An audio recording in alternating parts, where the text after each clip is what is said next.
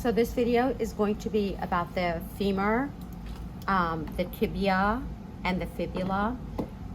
Just a heads up, I'm pretty sure I'll miss a couple of things that you need to know about these bones. These are the major things, so please go back and look at your manual.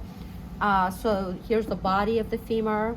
This is the head of the femur that, look, articulates. This is a ball and socket joint. Articulates, if I can hold it right, with in the acetabulum of the bony pelvis. Okay.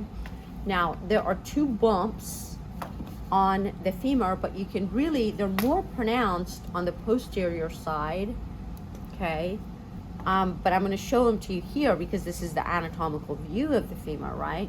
This is the greater trochanter and the lesser trochanter. So greater trochanter, lesser trochanter. And then there's this region is called the intertrochanteric line. And then on the posterior side is the intertrochanteric crest.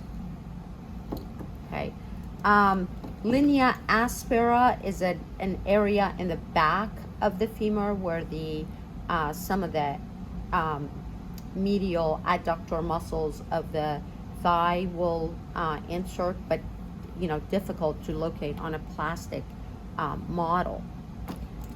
Okay, here's the patella, and it kind of gets interesting here. This is the distal end of the femur, and so I can't help myself but this to say here's a joint between the femur and the tibia of the leg. These areas on the femur, so here's lateral, here's medial. This is the lateral epicondyle, just like the humerus had a lateral epicondyle. Lateral epicondyle, medial epicondyle, but now the femur has condyles, so lateral condyle and medial condyle that meet or actually sit on top of the lateral and medial condyles of the tibia.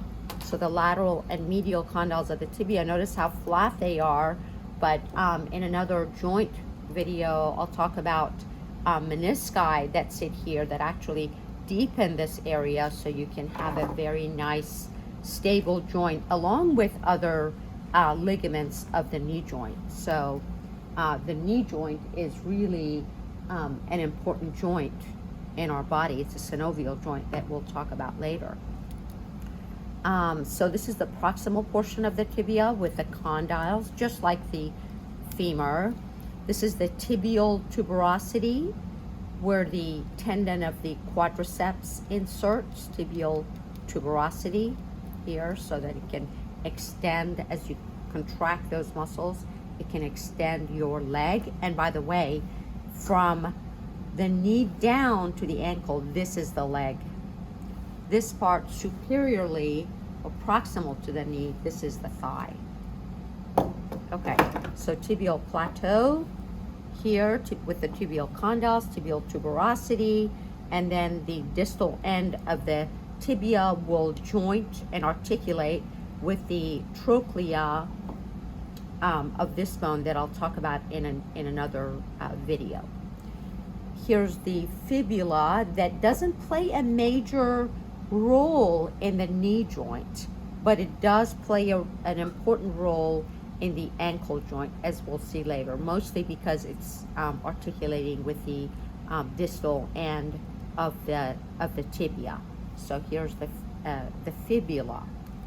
And just like there was an interosseous membrane between the radius and the ulna, there's an interosseous membrane all through this area. It's a connective tissue that allows for greater strength of these two bones, greater strength and stability.